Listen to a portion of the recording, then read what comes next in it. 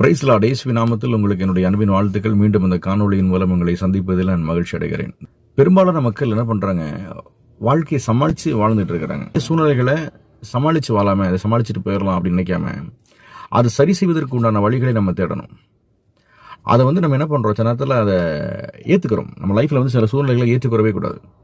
வியாதி ஏற்றுக்கிற கூடாது, தரித்திரமான சூழ்நிலைகளை ஏற்றுக்கிற கூடாது, சில மோசமான நிகழ்வுகளை நம்ம லைஃப்ல நம்ம ஏற்றுக்கிற கூடாது.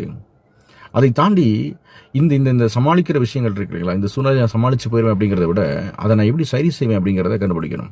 வேதாகமம் இந்த உலகத்தில் வாழ்றதான எல்லா மக்களின் கேள்விகளுக்கும் பதிலாக இருக்கிறது. இன்றைக்கி நான் சொல்கிறேன், இந்த சூழ்நிலையை சமாளிக்க முடியல அப்படின்னா அந்த வேதாகமம் அந்த சூழ்நிலையிலேருந்து மீண்டு வருவதற்குண்டான வழிகளை எனக்கு அதை சொல்லிடும். ஐயோ நான் ரொம்ப புலம்புறேன் அப்படின்னா, இல்லை நான் உன்னை ஆனந்த கழிவாய் மாற்றிடுவேன் அப்படின்னு சொல்லும்.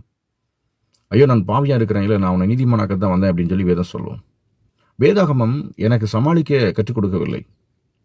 வேதாகமம் என்னுடைய சூழ்நிலைகளை சரி செய்வதற்கு கற்றுக் கொடுக்கிறது. பேதுரு மீன் பிடிச்சிக்கிட்டு இருக்கிறாரு, இயேசு கிறிஸ்து போறாரு, அவருடைய படவில் கொஞ்சம் இடம் கொடு, பேதுருனோட இடம் கொடுக்குறான்.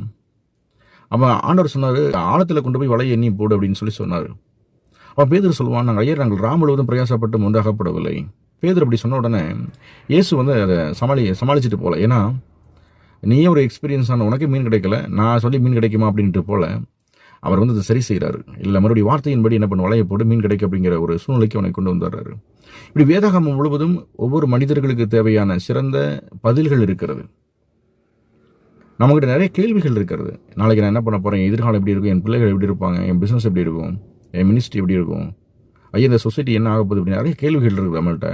ஆனால் பதில் வேதாகமத்தில் மட்டும்தான் இருக்கிறது. இன்னைக்கு ஒரு சூழ்நிலை இருக்குது, இதை சமாளிச்சுட்டு போயிடலாம்னு நினைக்காதீங்க.